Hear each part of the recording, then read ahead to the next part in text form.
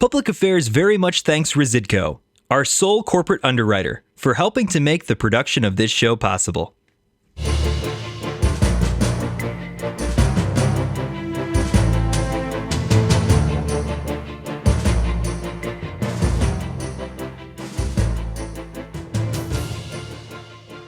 And so when you look at certain section, it says that it looks like you could be able to do it if there's a threat to the community.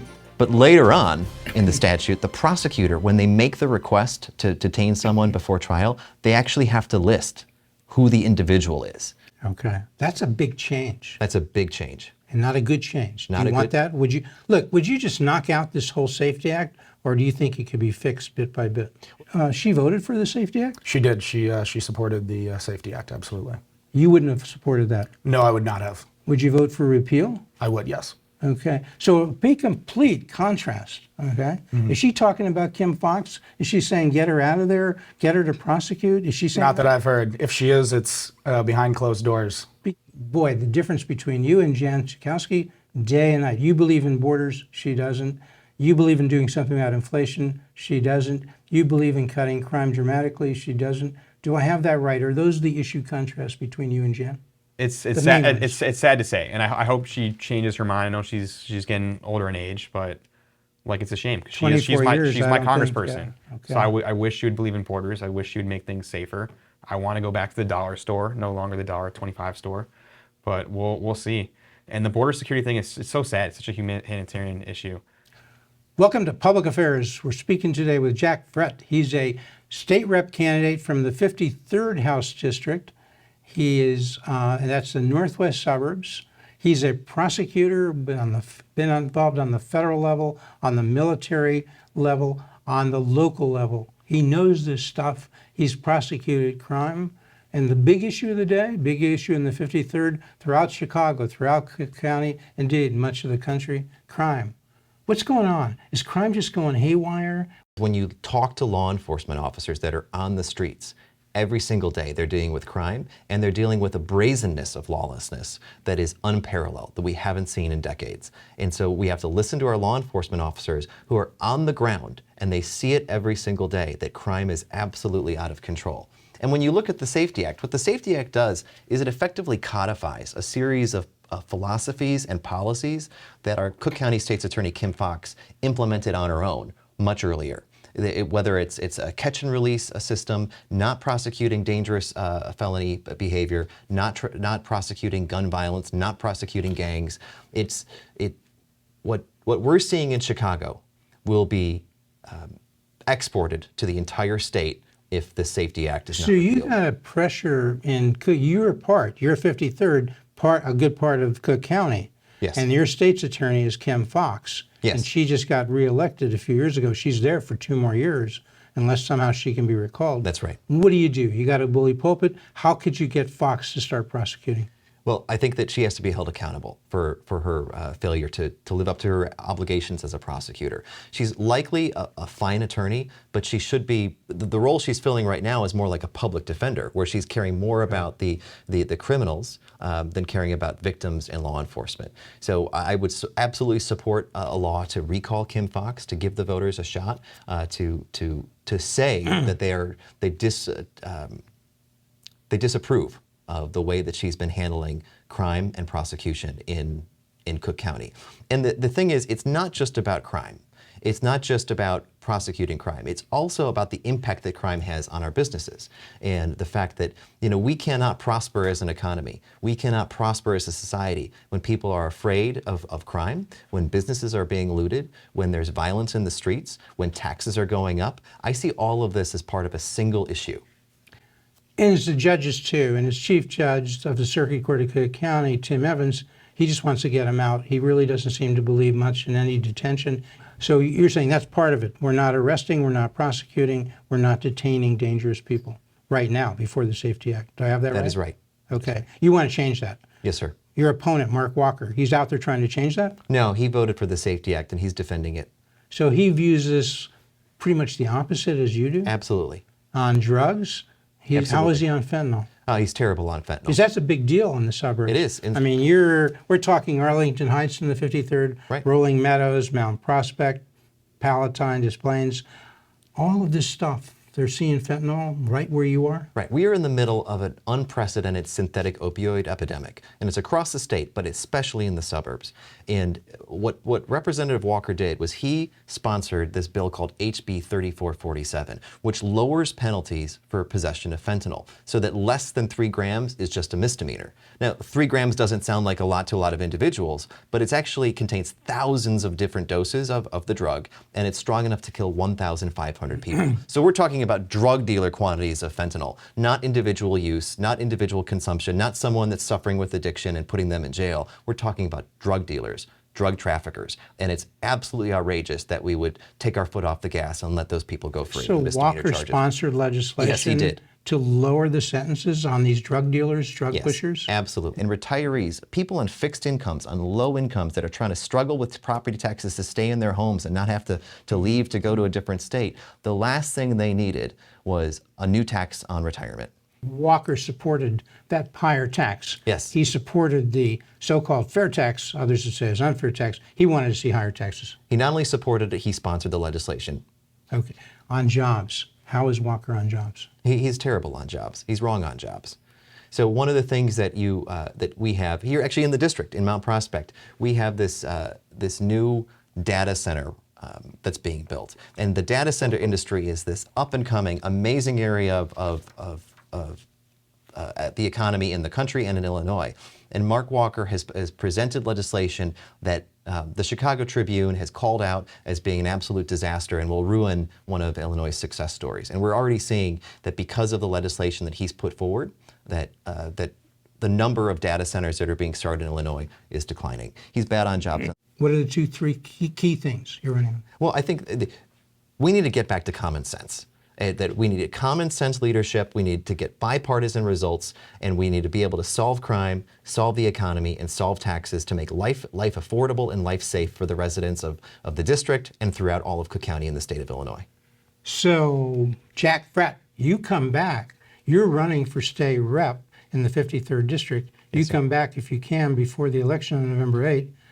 We're speaking with George Kemper. He is running in the 12th State House District. He is the Republican candidate in that district.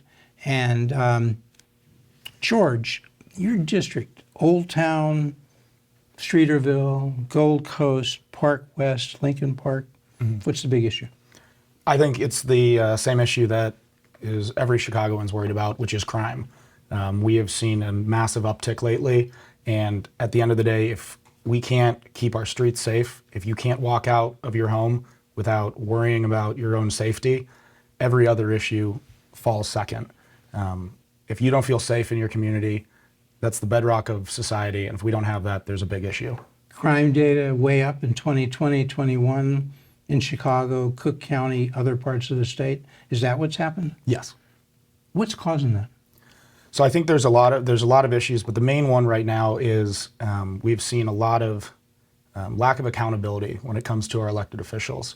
We look at individuals who will not prosecute against criminals, and then we look at state legislatures who pass flawed legislation that only emboldens criminals while also tying the hands of law enforcement. We see this on the news. We see it in Lincoln Park. We do, yeah. We No, see there was it 2 o'clock in the afternoon. Somebody drives by, 3 people jump out, bug somebody, put a gun in their face. No, absolutely. I mean, just recently there was, I believe it was the 41st individual who was on electric monitoring who was involved in a gun-violent crime. And it's completely unacceptable. So that monitoring thing's not working. That's Chief Judge Tim Evans. He says get him out of jail. So Foxx won't prosecute. Evans controls 400, 500 judges. What he says, he says jump, they say how high. He says, look, they're all presumed innocent. Get them out. And these people are coming in, they're committing violent crimes, and they're arrested, and then they're put out on the streets. And so we've already had the Safety Act, right? I mean, we're already not detaining. Correct. What does the Safety Act do? How can it make it worse? So starting on the January 1st of 2023, there are going to be a long list of offenses, not just small petty offenses, very serious crimes, violent crimes, where individuals will be able to be let off bail let off without any bail, back into the communities. And like I said, these aren't petty crimes, stealing a candy bar from a 7-Eleven. They're very dangerous individuals who are going to be let back into society. You're a combat vet. Yes. You know how to handle a gun. Yes. And you know when too many people have guns in the wrong hands and what they're doing, you have long run problems. If we had time, we'd get into that, the root causes. But right now we got a short run problem. Your opponent, she voted for the Safety Act? She did. She supported the Safety Act, absolutely. You wouldn't have supported that? No, I would not have. Would you vote for repeal? I would, yes. Okay. So be complete contrast. Okay. Is she talking about Kim Foxx? Is she saying get her out of there, get her to prosecute? Is she saying Not that I've heard. If she is, it's behind closed doors. Because she's a Democrat, your opponent. Not that it's terrible, but a Democrat, I would think, who sees what's going on and sees Kim Foxx and a Democrat says, I don't want anything to do with that. No, and I think that it comes into the lack of accountability that we see. We've seen multiple elected officials who are coming up on indictment charges. There's no sense of accountability. They're so stuck with their party, this party loyalty, where they can do no wrong in each other's eyes. So even though my opponent might look at what's going on in Chicago and say, this is not right, and Kim Foxx should do more, there is no sense of accountability where they will admit that they're wrong. Your opponent won't admit she's wrong. No, I don't. She won't admit that Pritzker's wrong. No, and I don't. She doesn't want to tell life that she's wrong. No, because you never hear any of them. All the names you just mentioned, you'll never hear any of them say that we were wrong for this. We need to go back and look at this. Instead, they double down and keep going forward, and it just continues to snowball and make the city and the state in worse shape. What about in education? How are we doing in your district? How are we doing in the rest of the city? How are we doing in the rest of the state? So our district, District 12, has a good school system. It's one of the reasons why my wife and I would love to stay in the area. We're hoping to raise a family soon, and with a great school system in the area, it's very attractive. Unfortunately, our district is not the example for every other district in the state. Education in Illinois is far too low, and is just like crime, needs to be addressed immediately because, like I said with safety, if you don't have safety, you can't have a civilized society functioning. If you don't have education and children aren't growing up learning math, reading, science, history at the appropriate levels, your society is going to fall apart. So she's going party line on crime, on taxes, on jobs, all the wrong way? So yeah, I think one of the big problems we see with this is, as I mentioned before, this party line idea. My opponent has towed the line on every issue. And as we've seen in a lot of these issues that she's supported, they have not bode well for her constituents and the residents of Illinois as a whole. Give them choice, give them options, be their voice. Absolutely. All right. You're watching Public Affairs.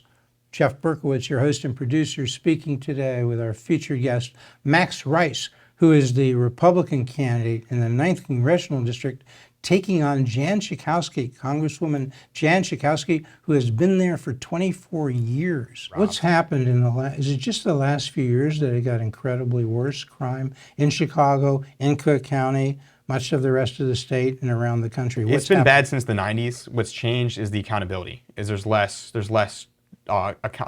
consequences for committing crime. And there's a lot more crime tourism, where people are coming from different states, different counties into Chicago, commit the crimes, get away with it, go back home.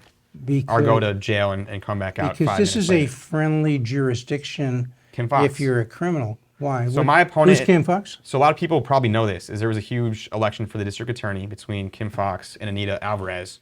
And my opponent was a big proponent of bringing in Kim Foxx. And a lot of people... Your opponent is Jan Schakowsky. Yeah. And they supported Kim Foxx because they wanted to see reform to the criminal justice system, which I get the intention. But in reality, they've just made crime legal. Jan Schakowsky is one of the early supporters of Kim Foxx to prop her up and win that Democratic primary. And she supports and Doris supports all that. Chief Judge Tim Evans. She supports Tony Preckwinkle. That they're all together. All the people that are making our lives more difficult, yes. Cheer for prosecution of crime. I thought we all were, but yes, I guess that's now a debate. You're taking on Jan Schakowsky on that issue. Yeah. Okay. And inflation.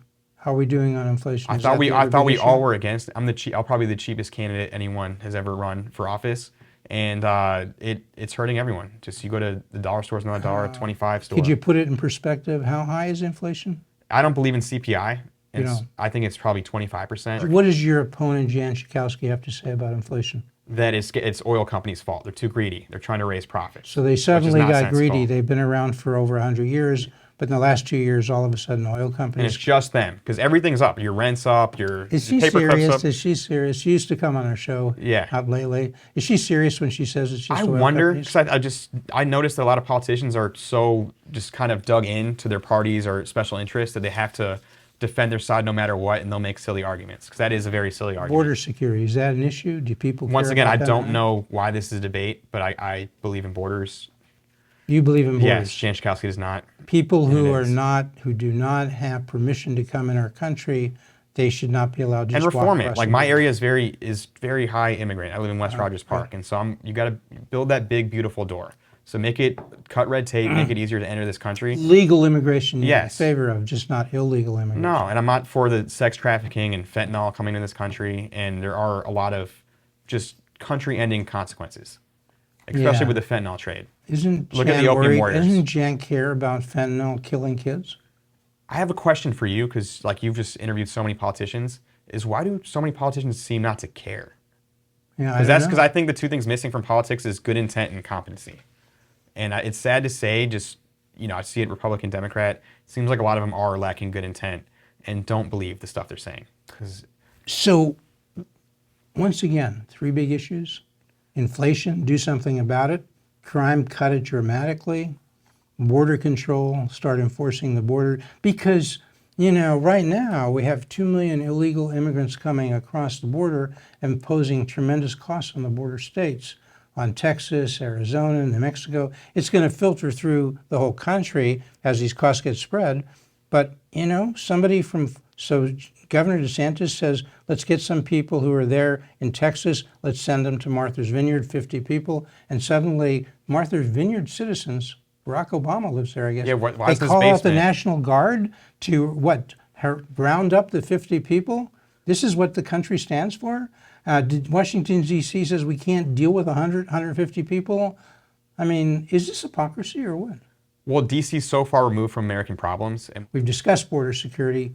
Boy, the difference between you and Jan Schakowsky, day and night. You believe in borders, she doesn't. You believe in doing something about inflation, she doesn't. You believe in cutting crime dramatically, she doesn't. Do I have that right? Are those the issue contrasts between you and Jan? It's sad. It's sad to say, and I hope she changes her mind. I know she's getting older in age, but it's a shame, because she's my congressperson. Okay. So I wish she would believe in borders. I wish she would make things safer. I want to go back to the dollar store, no longer the $1.25 store, but we'll see. And the border security thing it's so sad. It's such a humanitarian issue, and the amount of controls that the cartels have over Mexico really concerns me. Okay, look, you come back if you can. Max Rice, candidate for Congress in the 8th Congressional District, the Republican candidate. You come back if you can before November 8th, and you folks come back next week and every week to Public Affairs.